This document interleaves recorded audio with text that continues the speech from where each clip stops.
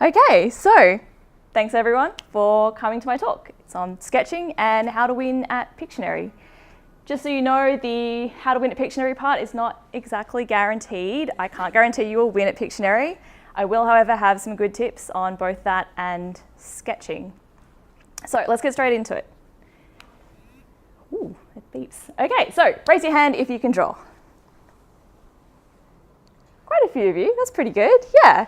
All right, it's a pretty scary thing having the confidence to put your hand up and say that you're a person who can draw, just because it's not really something that many of us do after primary school, unless you happen to be working as a professional artist. It kind of leaves us in this unfortunate place where it's almost considered childish to be drawing unless you are a professional artist yourself, and there's not really much room in between, which is kind of a pity, because I find sketching a really useful tool for making sense of the world and for communicating things, which is probably why it's taught to kids in the first place. So here's me as a kid. I really liked drawing as a kid. I really liked drawing dinosaurs in particular. I was very, very into The Land Before Time. And I did tell my parents at the time that I wanted to draw pictures as a job.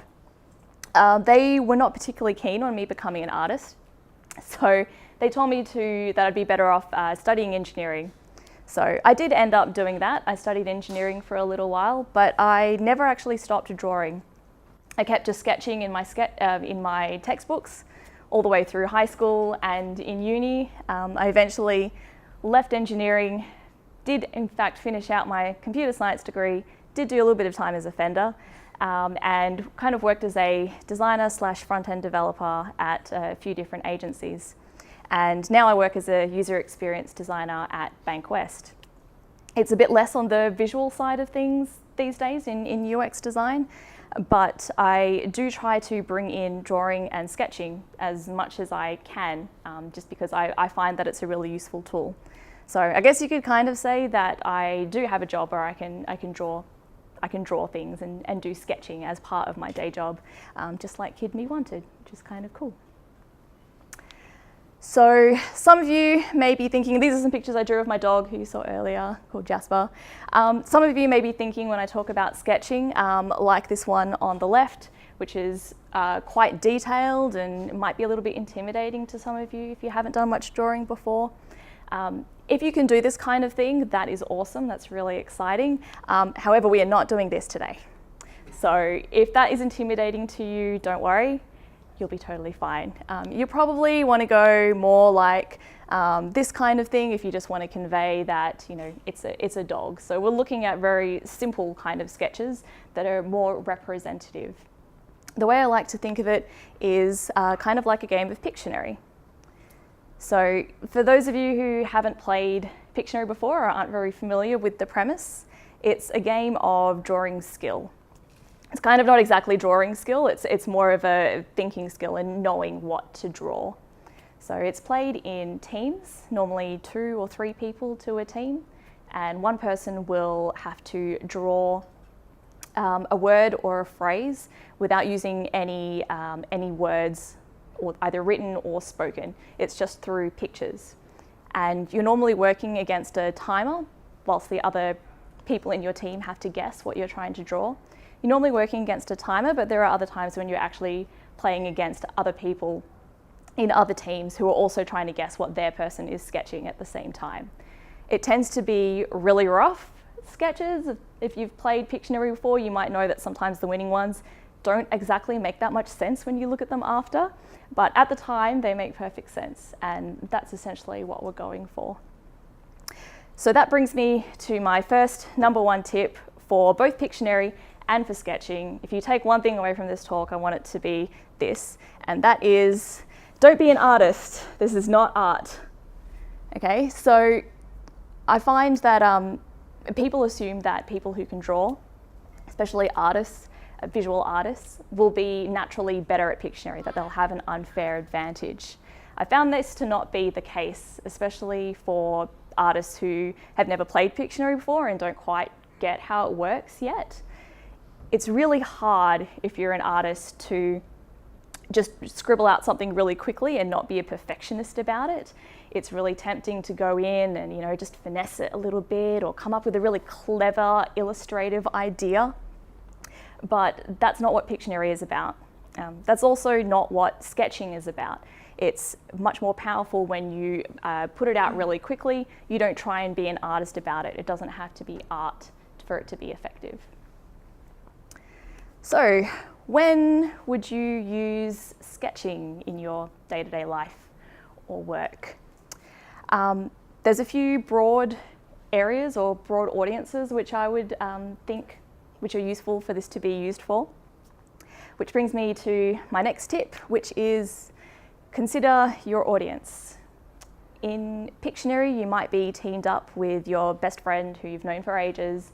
You draw a couple of squiggles and kind of look at them and they'll know exactly what the answer is. But you might get paired up with somebody that you don't know very well, or kind of a weird cousin. I've got a weird cousin who I tend to get paired up with, and he's really bad at guessing. So you have to go into a little bit more detail and make sure that they actually understand what you're getting at. So it's important to consider who you're doing your sketches for, how it will be consumed, and what it will be used for when you're doing your sketches, and then just to adjust accordingly. So there are a few main ones. Firstly, there is sketching for yourself. These tend to be super fast, pretty scribbly, not necessarily legible. These are the sketches that I did for this talk. They essentially formed my slides, which you're kind of looking at now. They look a little bit different here in this scribbly form. It doesn't really matter that it's not particularly finessed, because these were just for me. And I knew that I was going to be working on my sketch, working on this talk straight after doing these sketches, so I don't have to worry about coming back to it in a year later and going, can't read my handwriting. If you are sketching something that you think you will return to later, try and make sure that you can read your handwriting and your sketches. You might want to go into a little bit more detail for that kind of thing. But yeah, these tend to be really fast, and they tend to be for making sense of things.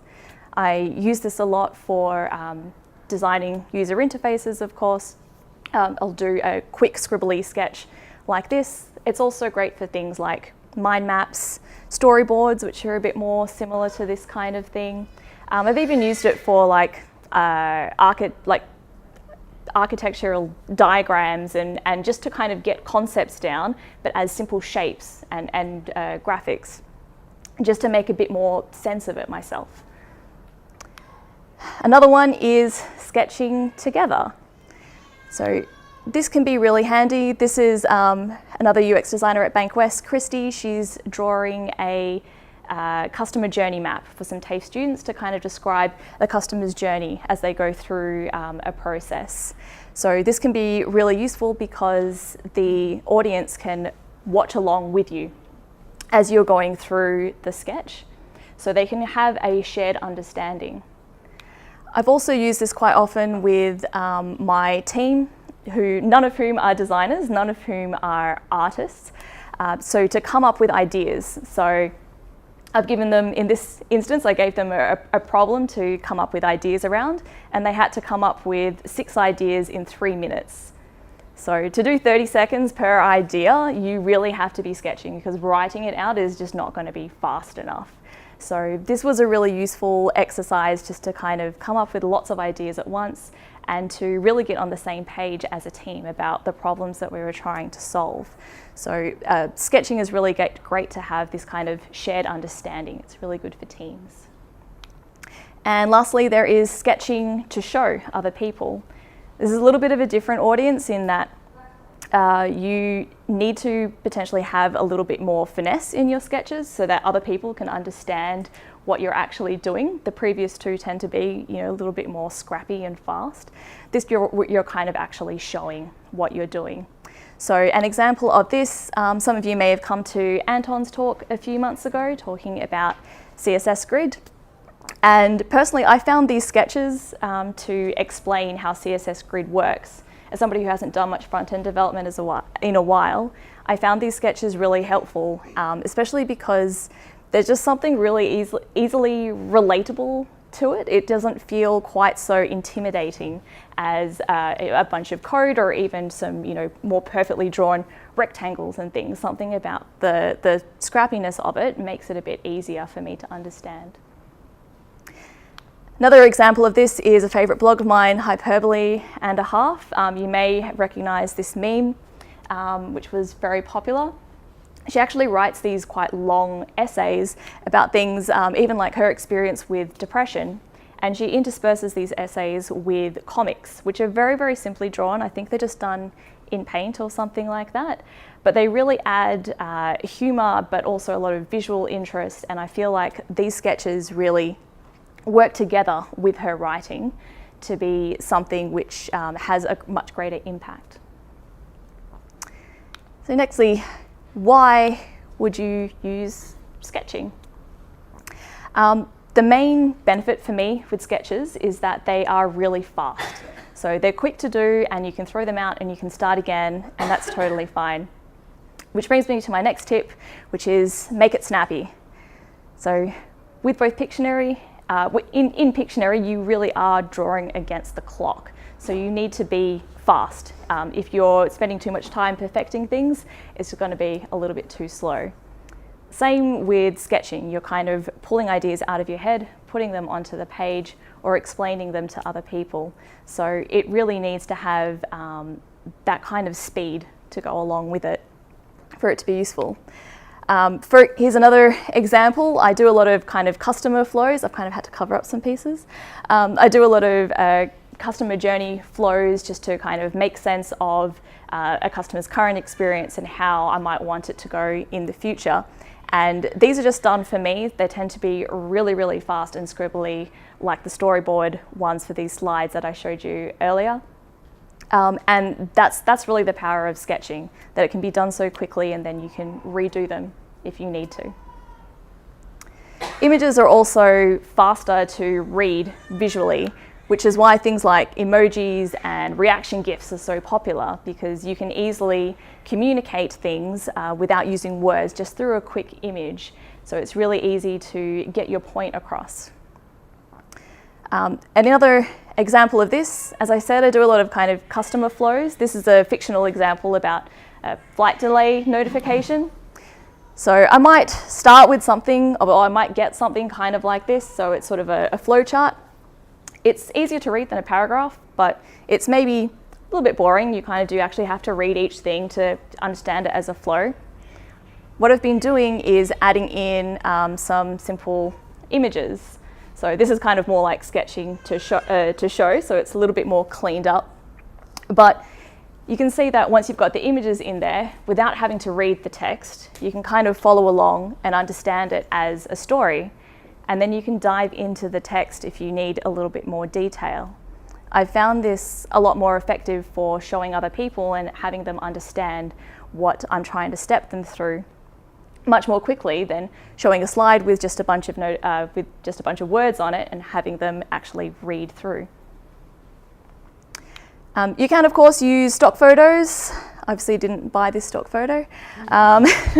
You can use stock photos to kind of represent the same sort of thing, and same, you can use icons as well. Personally, I feel that sketches have a lot more power just because they've clearly been drawn by a human hand and they have a bit more relatability and a bit more humanness to them.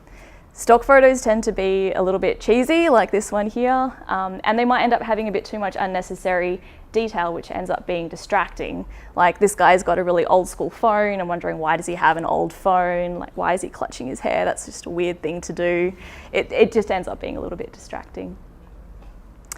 Another time I use sketches is things like this, which is sketch notes or visual note taking. So when I'm listening to a talk at a conference or something like that, I try to take these kind of notes, mainly for myself, although I sometimes do publish them as well, just to record and to make sense of what the person is saying in a way that makes sense for me.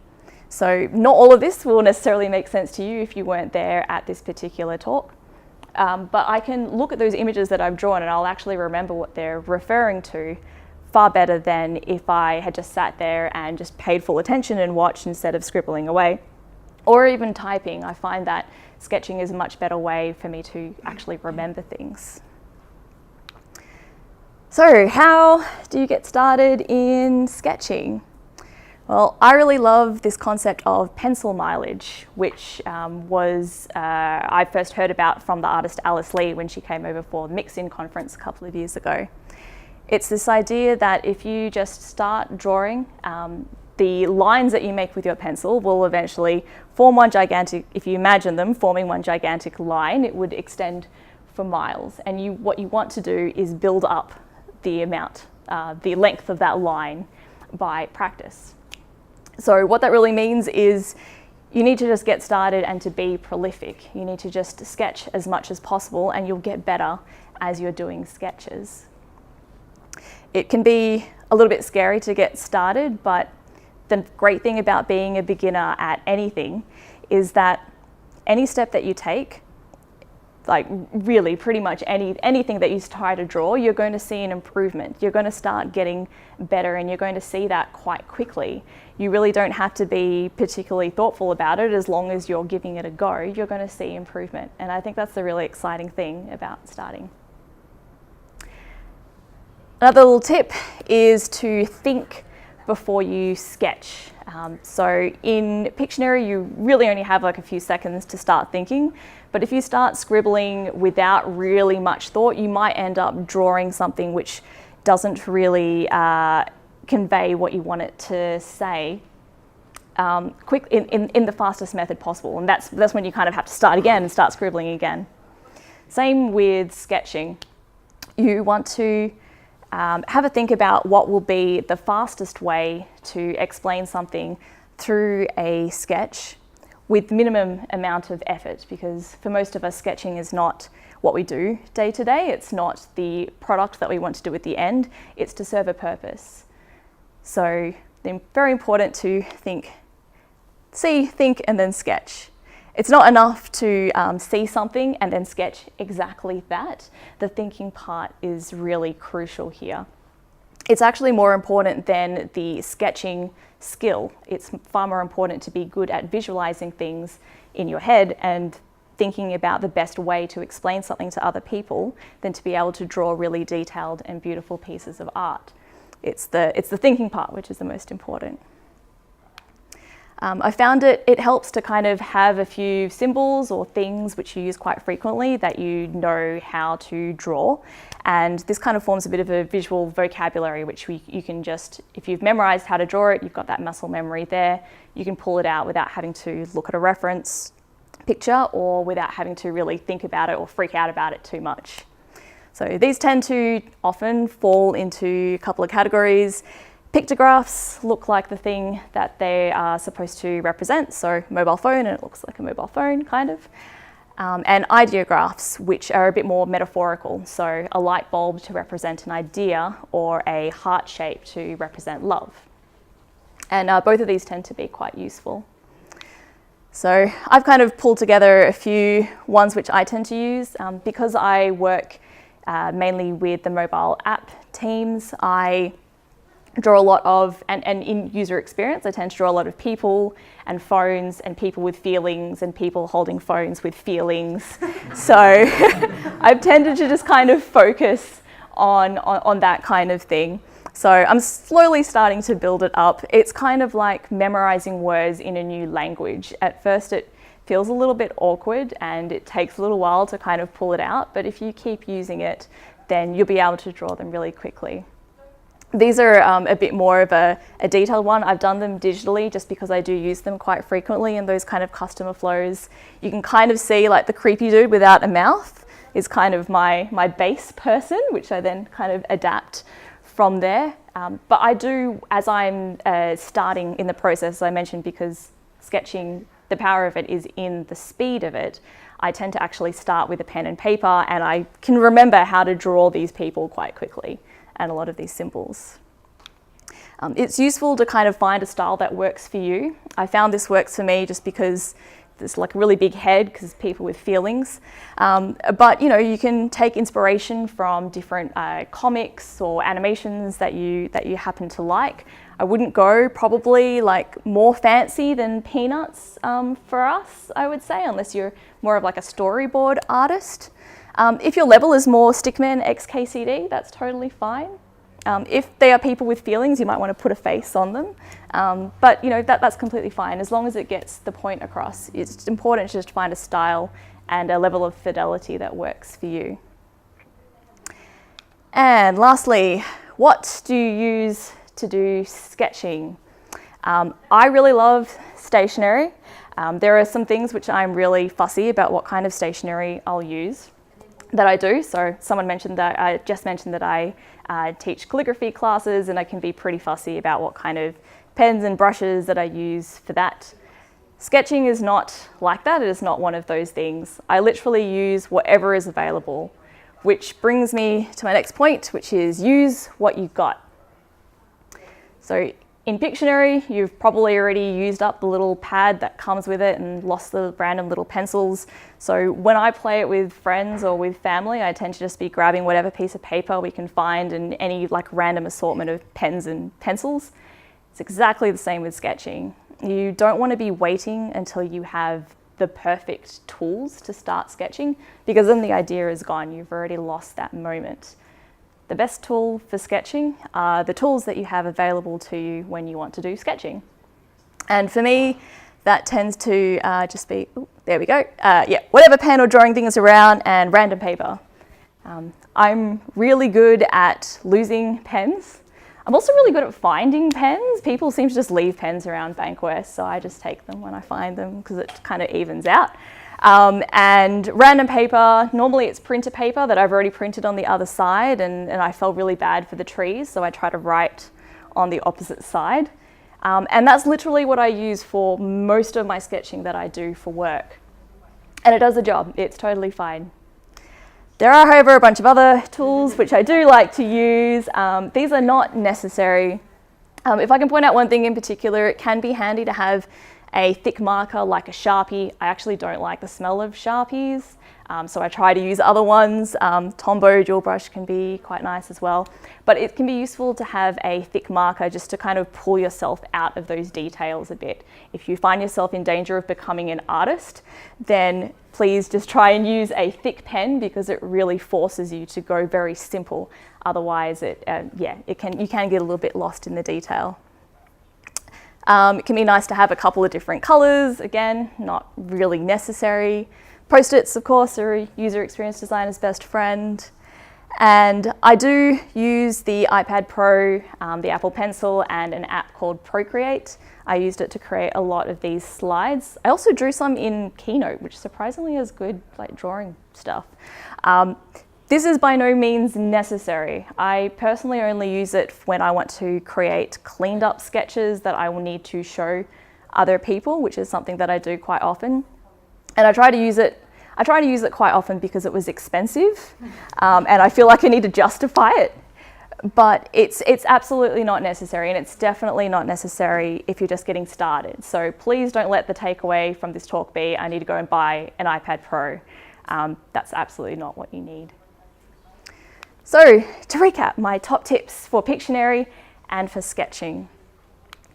Firstly, don't be an artist. This is not art. Secondly, make it snappy. The power of sketching is in its speed and how fast you can create it. Number 3, consider your audience and then adapt what you're sketching and how you sketch it to suit that audience and usage. Number 4, think and then sketch. The thinking part is extremely important, and it doesn't matter so much. It matters more than your sketching ability. And lastly, use what you got. Don't wait to go out and buy an iPad Pro or a Sharpie or whatever else you think you need. Just use whatever you have available. And just before I finish up, I want to leave you with a little bit of a challenge if you're up to it. Have a think about what would go in your visual vocabulary to suit the kind of work that you do every day. This isn't just useful for designers or artists. I really think that sketching is something which can be useful for everybody, and definitely developers, which is actually a very creative, it's a very creative thing to do, to write code. So have a think about what things would go in your visual vocabulary. Are they people with feelings, or are they phones? Is it like a database? What kind of things will work for you? And have a go at trying to incorporate some sketches, especially if you're having trouble explaining an idea or even understanding it for yourself. Sometimes sketching can be a really useful thing. And that's all. Thanks.